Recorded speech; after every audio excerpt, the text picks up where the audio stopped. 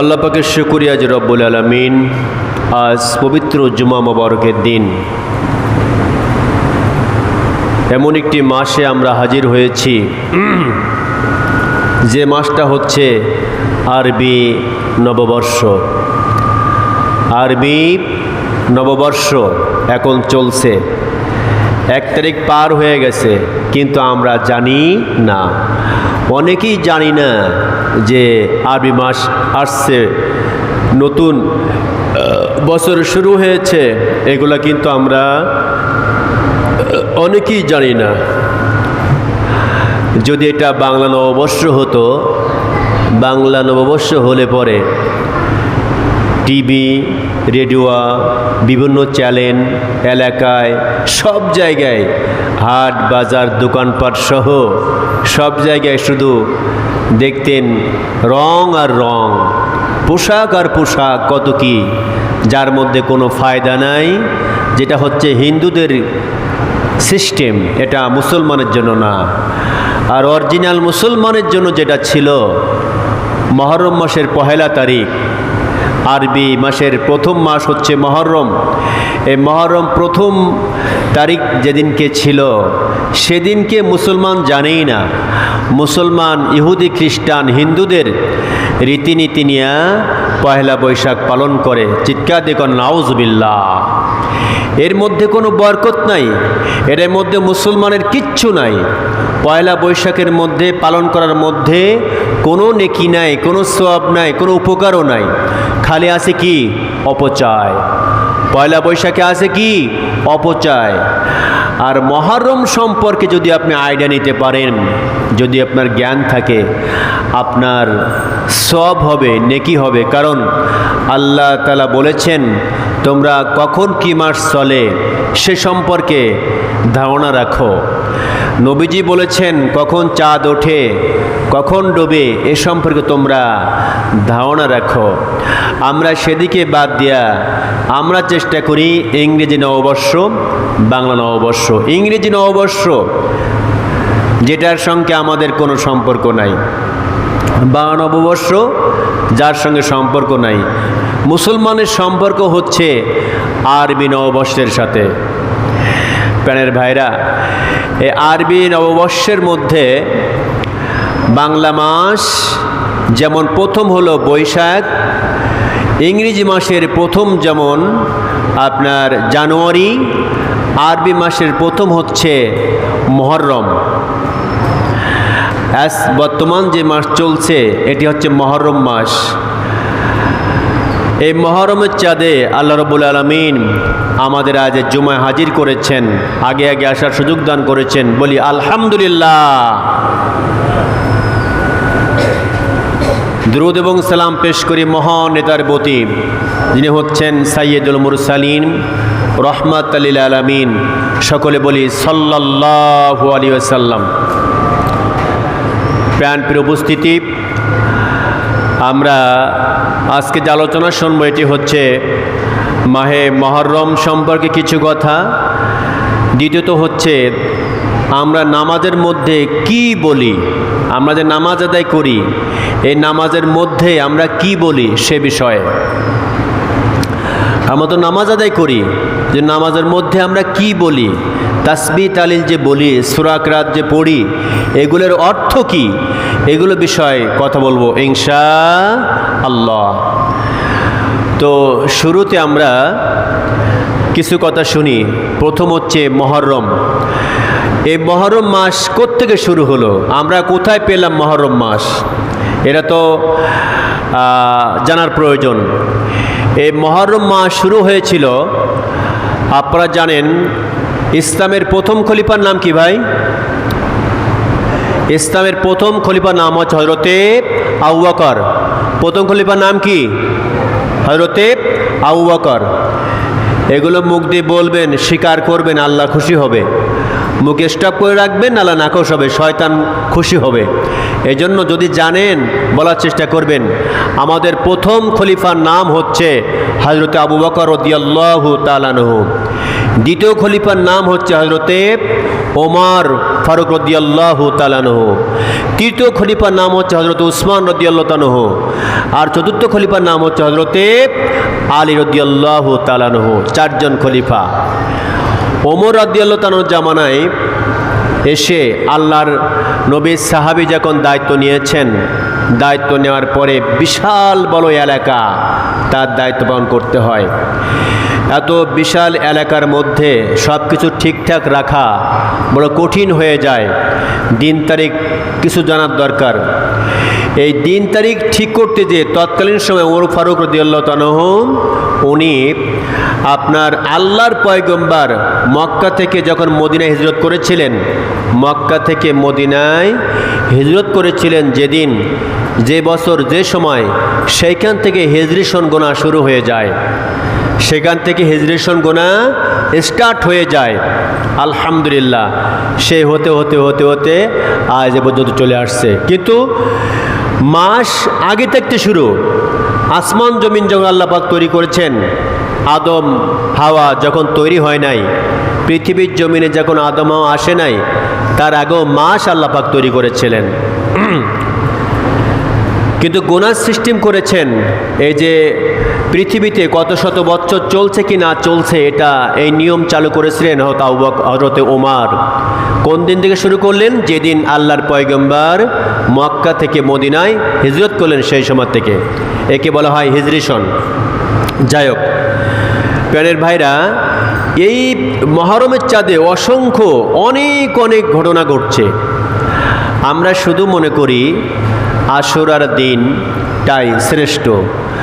আশুরার দিন যে আপনার হযরতে হুসাইন রাদিয়াল্লাহু তাআলা আনহু উনি শহীদ হয়েছিলেন ইসলামের জন্য, আমরা শুধু সেটাই মনে করে থাকি। কিন্তু আসলে হচ্ছে আশারা শব্দের হলো 10 আশুরা, অর্থাৎ এই যে এই মাসের ভিতরে আশুরার দিনকে আল্লাহ রাব্বুল আলামিন অনেকগুলো ঘটনা ঘটিয়েছিলেন, অনেক ঘটনা ঘটিয়েছিলেন, কমপক্ষে 10টা। এই 10টা ঘটনাকে কেন্দ্র করে একে আশুরা বলা হয়। তার মধ্যে 1 নম্বর হচ্ছে, সবচেয়ে তাৎপর্যপূর্ণ হচ্ছে, আমাদের প্রিয় নবী মুহাম্মদ সাল্লাল্লাহু আলাইহি সাল্লামের নাতি শহীদ হয়েছিলেন ফোরাত নদীর তীরে, যেটা আমরা জানি।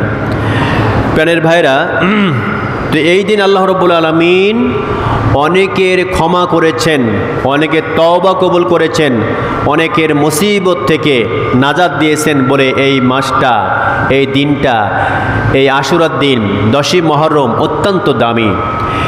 এর মধ্যে একটা বলি, একটা হচ্ছে আপনারা শুনেছেন আদম আলাইহিস সালাম এবং হাওয়া আলাইহিস সালাম, এটা তো আছেই। এনারা দুজন যখন আরাফাতের ময়দানে এক হয়েছিলেন, যেদিন সেদিন ছিল আশুরার দিন 10ই মুহররম। এরপরে নূহ আলাইহিস সালামের কথা শুনেছেন। নূহ আলাইহিস সালাম মানুষকে 950 বছর দাওয়াত দিয়েছিলেন। নূহ আলাইহিস সালাম 950 বছর পর্যন্ত মানুষকে দাওয়াত দেয়া, মানুষ মোটে দাওয়াত দিয়া ইসলামের পথে আনতে পারে নাই। কয়েকজন মোটে মুষ্টিময় কয়েকজন ব্যক্তি ইসলাম গ্রহণ করেছিলেন। সেজন্য আল্লাহর কাছে বলেছেন, আল্লাহ এত দাওয়াত দিলাম, মানুষকে এত বললাম, কিন্তু দিন কেউ গ্রহণ করে না, ইসলামের মধ্যে আসে না, এখন কি করা যায়? আল্লাহ রাব্বুল আলামিন তখন বলেছিলেন, নূহ রে, চিন্তার কোনো কারণ নাই, তুমি এক কাজ করো, তুমি একটা কিস্তি তৈরি করো, একটা নৌকা তৈরি করো।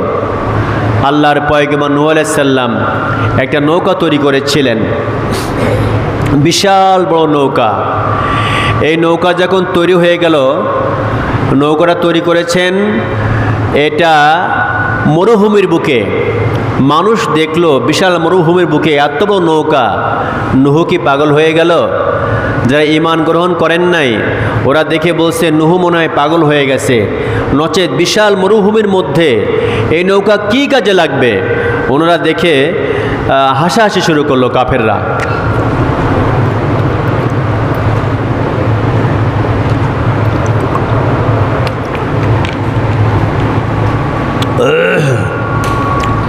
যখন বিশাল কিস্তি বিশাল নৌকা যখন মরুভূমির উপরে রয়েছে, কাফেররা দেখে ঠাট্টা বিদ্রুপ শুরু করলো যে এতগুলো নৌকার কি প্রয়োজন আছে। নূহর মনে হয় মাথা খারাপ হয়ে গেছে। আমার ভাইরা, মানুষ কত খারাপ। বর্তমান সময়ে যেমন ইসলাম সহ্য করতে পারে না, তৎকালীন সময়েও মানুষ ইসলাম সহ্য করতে পারতেন না। নূহ আলাইহিস সালামকে মহা কঠিন বিপদে মানুষ ফেলাতে চেয়েছিলেন। সেই সময় মানুষ করলেন কি, কাফেররা যে নূহ নবীর নৌকায় যে পায়খানা করা শুরু করলো, নূহ আলাইহিস সালামের নৌকায় পায়খানা করা শুরু করলো। এভাবে পায়খানা করতে করতে নূহ আলাইহিস সালামের নৌকা কানায় কানায় পূর্ণ হয়ে গেল।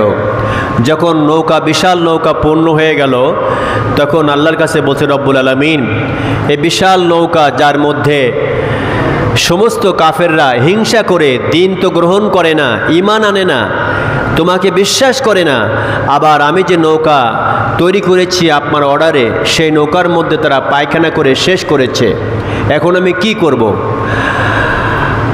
এমন প্রশ্নের জবাবে আল্লাহ পাক বলেন, লা তাহজান, চিন্তা করো না, টেনশনের কোনো কারণ নাই, একটু ধৈর্য ধরো, একটু অপেক্ষা করো। আমার ভাইরা, কাফেররা যখন নূহ আলাইহিস সালামের নৌকার মধ্যে পরিপূর্ণ টয়লেট করে একেবারে পোড়া করে ফেলেছে, আল্লাহর পয়গম্বর নূহ আলাইহিস সালাম রব্বুল আলামিনের কাছে যখন বলেছেন, আল্লাহ তাআলা বলেন, নূহ রে, টেনশনের কোনো কারণ নাই, চিন্তার কোনো কারণ নাই, সবর করো, ধৈর্য ধরো। যারা ইসলাম চায় না, দিন যারা চায় না, যারা মুসলমানকে সহ্য করতে পারে না, আমার পয়গম্বরকে যারা ভালোবাসে না, আমার দিনকে যারা ভালোবাসে না, এরা যুগে যুগে এমন কাজ করেছে এবং করবে, তুমি টেনশন করো না।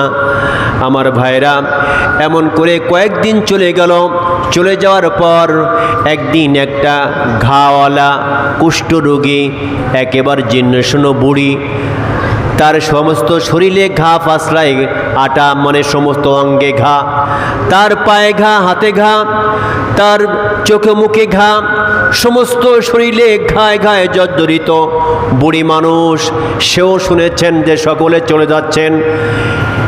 আমাদের শত্রু নূহ আলাইহিস সালামের নৌকায় টয়লেট করতে, পায়খানা করতে, এই বুড়ি তার নাতিপুতি যারা ছিল, নাতি নাতনি যারা ছিল, তাদের ডেকে বলছেন, আরে তোরা কে আছিস, শোন, সকলেই যেমন আমাদের ধর্মের শত্রু নূহ আলাইহিস সালামের নৌকায় টয়লেট করতে যায়, আমারও মন চায় আমি একটু টয়লেট করি।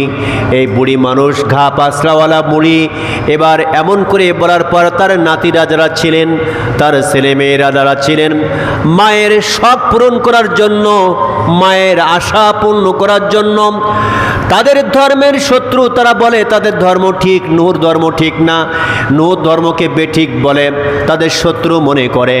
এবার তারা বললেন, চলে গেলেন মাকে নিয়ে, কারণ নানি কারো দাদিকে নিয়ে চলে গেলেন নূহ আলাইহিস সালামের এই কিস্তিতে টয়লেট করার জন্য। চলে গেছেন টয়লেট করার জন্য। নূহ আলাইহিস সালামের টয়লেট কানায় কানায় পরিপূর্ণ। অনেক দিন টয়লেট করলে কিন্তু দেখবেন সেদলা পড়ে যায়, একটু পিছলা হয়ে যায়। নূহ আলাইহিস সালামের নৌকা একটু পিছলা পিছলা ভাব হয়েছে। যখন চলে গেছেন টয়লেট করার জন্য, বুড়ি মানুষ ভালোভাবে ধরতে পারে না, হাঁটতে পারে না। যখনই ওই নৌকার পরে ভর করে যখন বসেছেন, একেবারে সাথে সাথে পা স্লিপ করে নৌকার মধ্যে পড়ে গেছে। নৌকার মধ্যে পড়ার পরে নৌকার পায়খানা যা ছিল মোটামুটি খেয়েছে। শুধু তাই না, এবার হাবুডুবু খাওয়া শুরু হয়ে গেল, খালি ডোবে আর ওঠে, ডোবে আর ওঠে। বিশাল নৌকার মধ্যে, নূহ আলাইহিস সালামের নৌকার মধ্যে ওই শয়তান পাবিষ্ট বেধর্মী বুড়ি টয়লেট করতে যেয়ে যখন পড়ে গেলেন, এবার হাবুডুবু খেয়ে যখন উঠেছেন, দেখা গেল সাথে সাথে দেখা যায় বুড়ি উঠার পরে নাতি নাতি যারা ছিলেন তারে গোসল করাইলেন। গোসল করানোর পরে দেখলো ওই বুড়ির গায়ে যত ঘা ছিল, যত রোগ ব্যাধি ছিল, সমস্ত সব থেকে সে পরিত্রাণ পেয়েছে, আর কোনো সমস্যা তার নাই। কোন সুবহানাল্লাহ। একেবারে পরিপূর্ণ সে সুস্থ, কোনো জ্বর নাই, শ্বাসকষ্ট নাই, অ্যাজমা নাই, কাশি নাই, গায়ে কোনো দুর্গন্ধ নাই, একেবারে পরিপূর্ণ, একেবারে সুন্দর হয়ে গেছে। বুড়ির কোনো রোগ বালাই নাই, একেবারে পরিপূর্ণ সুস্থ।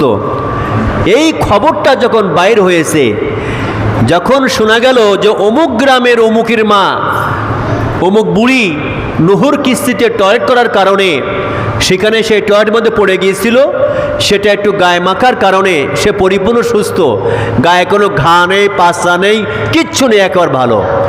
এই খবর যখন পাড়ায়, এলাকায়, মহল্লায় মোটামুটি প্রকাশ পাওয়ার সাথে সাথে যে যেখানে ছিল সবাই খবর দিল। কেউ জামাইকে খবর দেয়, হ্যালো বাবাজি তুমি কোথায় আছো? কয় অমুক জায়গায়। তাড়াতাড়ি তুই বালতি কলসি যা আছে নিয়ে আসো, কলস টলস যা আছে নিয়ে আসো। কোথায় যাবা? নুহুর কিস্তিতে। কেন বাবা? আরে মহা ঔষধ, মহা ঔষধ। পার্শ্ববর্তী বাড়িতে এক বুড়ি ছিল, পড়ে গোসল করেছে, গোসল করার কারণে তার গায়ে কোনো ঘা নেই, পাশা নাই, একবার দিব্যি সুস্থ। তাই নাকি বাবা? বলে হ্যাঁ, তাড়াতাড়ি আসো। চলে গেছেন সোজা নৌকায়, যে কিস্তির থেকে কলস ভরে, বালতি ভরে, পাতিল ভরে আস্তে আস্তে নৌকা থেকে মাল তোলা শুরু হয়ে গেল। কেউ ব্যয়কে ফোন দেয়, ব্যয় সাহেব কই আসেন? কয় মার্কেটে। আরে মার্কেট কি হবে, দৌড়ান, তাড়াতাড়ি আসেন। কেন, কি খবর? কয় আপনি যায়েন না, নুহুর কিস্তির ওই পায়খানা মা ঔষধ, তাড়াতাড়ি বালতি মালতি যা আছে সকলেই নিয়ে আসেন। এবার সকলে নিয়ে আস্তে করে ভাই সব জায়গায় খবর পৌঁছায় গেল। সকল মানুষ বালতি টালতি যার যা ছিল সব নিয়ে নূহ আলাইহিস সালামের নৌকার মধ্য থেকে ওই পায়খানা, দিন দিন এমন করে দূর দূর দূরান্ত থেকে কেউ চলে আসে উঠে চড়ে, কেউ গাধায় চড়ে এসে নূহ আলাইহিস সালামের নৌকা থেকে সমস্ত পায়খানাগুলো তুলে সাফ করে দিল। কোন সুবহানাল্লাহ, আর সুবহানাল্লাহ। আমার ভাইরা, শেষ বেশ এমন অবস্থা হলো, আরো দূর থেকে লোক এসে দেখে আর তো মোটেই নাই। মানুষ চিন্তা করলো বেশি কিছু লাগবে না, অন্তত একটু ঘ্রাণ পাইলেও চলবে। এই মন নিয়ে একেবারে সাবান দিয়ে ধুয়ে, সুন্দর করে ধুয়ে মুছে একেবারে সাফ করে নিয়ে মানুষ চলে গেল। কয়েকদিনের মধ্যে নূহ আলাইহিস সালামের নৌকা পরিপূর্ণ সাফ হয়ে গেল। কোন সুবহানাল্লাহ। প্রাণের ভাইরা, এই নৌকা ছিল পরিপূর্ণ টয়লেট দিয়ে ভরা। সেই নৌকা আল্লাহর মহিমায় এক পরিপূর্ণ ভালো হয়ে গেল। এই কারিমা, এই শক্তি, এই কৌশল আল্লাহ পাক গ্রহণ করেছিলেন। যারা টয়লেট করলো তাদের দিয়েই খাওয়াইলো। তোরা তো বড় মানে শত্রুমি করলে।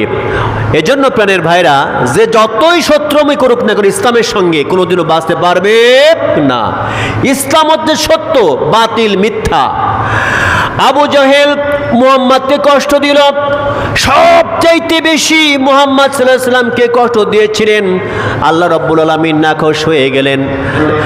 আর এই হাজিরা যেখানে যে টয়লেট করে, সেই টয়লেট যেখানে যে বাড়িতে করে, যে জায়গায় করে, ওই বাড়িটা ছিল আবু জাহেলের বাড়ি।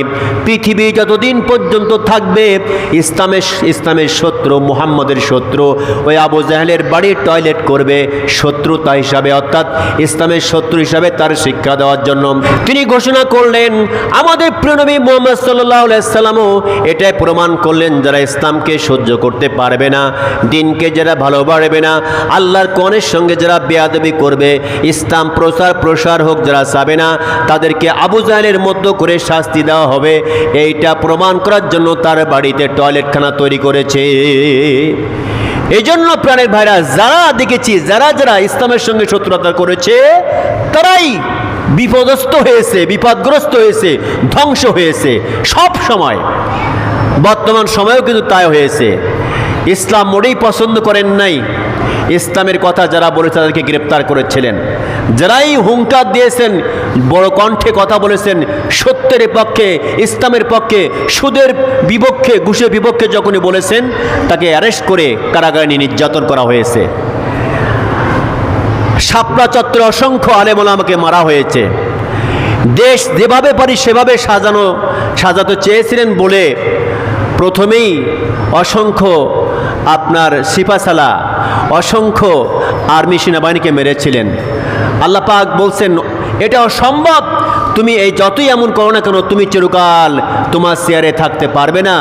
শিক্ষা নাও নমরুদ থেকে, শিক্ষা নাও হামান থেকে, শিক্ষা নাও আবু জাহেল থেকে, শিক্ষা নাও ফিরআউন থেকে, তাহলে তুমি বুঝবা চেয়ারের কত দাম আর চেয়ারের দাম আছে কিনা। পূর্বে যেমন করে আমি ওই চেয়ার থেকে কান ধরে নিচে নামিয়েছি, এখনো পর্যন্ত যারা গাদ্দারি করবে মুসলমানদের সাথে, ইসলামের সাথে, কোরআনের সাথে, তাদেরকেও আমি কান ধরে ছোট্ট করে নামাই দেব। সুতরাং বাড়াবাড়ি করা যাবে না, লাফালাফি করা যাবে না। আল্লাহ পাক আমাদের বোঝার তৌফিক দান করুন, আমিন। আজরে আমিন। প্রাণের ভাইরা, এবার নূহ আলাইহিস সালামের নৌকা কমপ্লিট পরিষ্কার।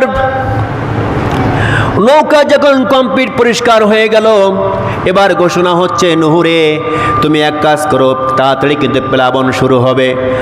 তোমার এলাকায় যেহেতু যারা রয়েছে কাফেররা মুসলমান হয় নাই, ইসলাম গ্রহণ করে নাই, আমি রব্বুল আলামিন আমার কাছে দোয়া করেছ, আমি দোয়া কবুল করেছি, খুব অতি তাড়াতাড়ি তোমার এলাকায় মহাপ্লাবন শুরু হয়ে যাবে। এক কাজ করো, জোড়ায় জোড়ায় জোড়ায় জোড়ায় তোমার সমস্ত পশু পাখি সুদ্ধা, মানুষ সুদ্ধা সব তোমার নৌকায় উঠায় নাও, কিস্তিতে উঠাও। নূহ আলাইহিস সালাম জোড়ায় জোড়ায় সব উঠাচ্ছেন। ইতিমধ্যে একদিন সমস্ত জায়গায় খবর পৌঁছায় দিয়েছেন, সব বাড়ি বাড়ি খবর দিয়েছেন, অমুক দিন কিন্তু আমরা সবাই নৌকায় চলবো, তোমরা রেডি থেকো, প্রস্তুত থেকো, সবাই চলে এসো। আমার ভাইরা, একজন বুড়ি মানুষ, তাকেও বলেছিলেন, বুড়িমা অমুক দিন কিন্তু আমরা নৌকায় চলবো, তুমি রেডি থেকো, তুমি তো ঈমান গ্রহণ করেছ, আমরা সবাই কিন্তু নৌকায় চলবো, তুমি প্রস্তুত থেকো। আমার ভাইরা, নূহ আলাইহিস সালাম এবার সকলকে নিয়ে নৌকায় চললেন, নৌকা নিয়ে ওঠা শুরু করলেন, প্লাবন শুরু হয়ে গেল। প্লাবন চলছে অনেক সুন্দরভাবে, সমস্ত এলাকায় সব পানি পৌঁছে গেছে। যারা ঈমান গ্রহণ করেন নাই, যারা কোরআনকে বিশ্বাস করেন নাই, ধর্মীয় কিতাবকে যারা বাদ দিয়েছিল, তারা সবাই ডুবে মারা গেল। আমার ভাইরা, সমস্ত মানুষ যখন শেষ হয়ে গেছে, এবার ওই কিস্তি যখন আস্তে আস্তে আস্তে আস্তে জমিনে যখন নামতেছে, পানি যখন শুকানো শুরু হয়ে গেল, আস্তে করে কিস্তি এবার নিচে চলে আসতেছে। আস্তে আস্তে যদি পাহাড়ে যেদিনকে আপনার এই নৌকাটা লেগেছিল, সেই দিন ছিল এই 10ই মুহররম, আশুরার দিন। কোন সুবহানাল্লাহ। নূহ আলাইহিস সালাম সহ তার সমস্ত সাথীরা এই 10ই মুহররম সেদিনকে পরিত্রাণ পেয়েছিলেন, পৃথিবীর বুকে মাটিতে ফিরে এসেছিলেন। নচেত এতদিন যাবৎ খালি এই নৌকায় নৌকায় নৌকায় ভাসতেছিলেন। এবার যখন নূহ আলাইহিস সালাম চলে এসেছেন দুনিয়ায়, যখন চলে এসেছেন জমিনে, মাটিতে, এবার মনে পড়ে গেল সেই বুড়ির কথা। ওই যে একটা বুড়ির কোটে বলেছিল, বুড়িমা কোন সময় জানি উঠতে হবে নৌকায়, তুমি রেডি থেকো, যাওয়ার সময় নিতে ভুলে গিয়েছিলেন। ওই বুড়িকে না নিয়েই আপনার নূহ আলাইহিস সালাম নৌকা স্টার্ট করে চলে গিয়েছিলেন। বুড়িমা নূহ আলাইহিস সালাম মনে করছেন, আজকে কি একটা মস্ত ভুল করলাম, আমার এই বিশাল কিস্তিতে এই বুড়ি তো নাই, নিশ্চয়ই বুড়িমা একেবারে মরে শেষ হয়ে গেছে, বুড়ির বাড়ি নাই, বুড়ি নাই, বুড়ির কোনো কিছুই নাই, একেবারে শেষ। তারপরেও নূহ আলাইহিস সালাম আস্তে আস্তে করে চলে গেলেন বুড়ির বাড়ির দিকে। আস্তে আস্তে যখন চলে গেছেন, বুড়ির বাড়ির নিকটে যখন চলে গেলেন, দেখেন আল্লাহর কি ক্ষমতা। বুড়ির আঙ্গিনায় যে বলছে, বুড়িমা তুমি কই? বুড়ি ঘর থেকে দৌড় দিয়ে বাইরে এসে বলছে, ও নূহ, আমি ঈমান গ্রহণ করেছি, তোমাকে নবী বলে মেনেছি, আল্লাহ সত্য আমি বিশ্বাস করেছি, জান্নাত বিশ্বাস করেছি, জাহান্নাম বিশ্বাস করেছি, আমি সব বিশ্বাস করেছি, বুঝতে পেরেছি তুমি আমার সাথে আমাকে নৌকায় নেওয়ার জন্য আসছো। বাবা আজকে নাকি নৌকায় উঠতে হবে, আজকে আমি রেডি আছি বাবা, কখন যাব বলো? কোন সুবহানাল্লাহ। ডাক দো বুড়িমা, আর নৌকায় উঠতে হবে না, আল্লাহর কি অসীম করুণা, কি দয়াময়। বুড়িমা আজ কতদিন ধরে প্লাবন চলেছে, সারা এলাকায় সব শেষ হয়ে গেছে মা, অথচ এই প্লাবনের মধ্যে তুমি শুধু একটা বাড়ি, তোমাকে আল্লাহ পাক রহমত করেছে মা, একটাই মাত্র কারণ তুমি বাতিলকে উৎখাত করেছো, বাতিল পছন্দ করো নাই, তুমি বিশ্বাস করেছো আল্লাহ আছে, নবী আছে, রসুল আছে, বিশ্বাস করেছো জান্নাত আছে, জাহান্নাম আছে। এই বিশ্বাস করার কারণে আমি ভুলে গেলেও আমার মালিক তোমাকে ভুলে নাই। সিদ্ধান্তে কোন সুবহানাল্লাহ। প্রাণের ভাইরা, এই জন্য যারা ইসলাম মানবে, ইসলামকে যারা গ্রহণ করবে, দ্বীনকে যারা বিশ্বাস করবে, বাতিল তাদের কখনো ক্ষতি করতে পারবে না।